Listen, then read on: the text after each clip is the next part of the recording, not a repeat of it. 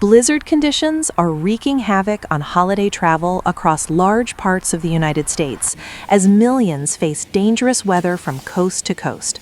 Heavy snow, whiteout conditions, and powerful wind gusts have shut down major highways and caused hundreds of flight cancellations, stranding travelers during one of the busiest times of the year.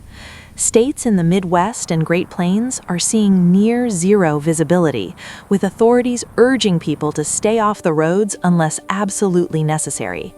Meanwhile, the same storm system is unleashing destruction farther south. Powerful tornadoes tore through parts of the Midwest overnight, leaving homes damaged, trees uprooted, and power lines down. Emergency crews are now assessing the damage as residents begin cleanup efforts. Officials warn that conditions remain dangerous, with more snow, ice, and severe storms expected in the coming hours.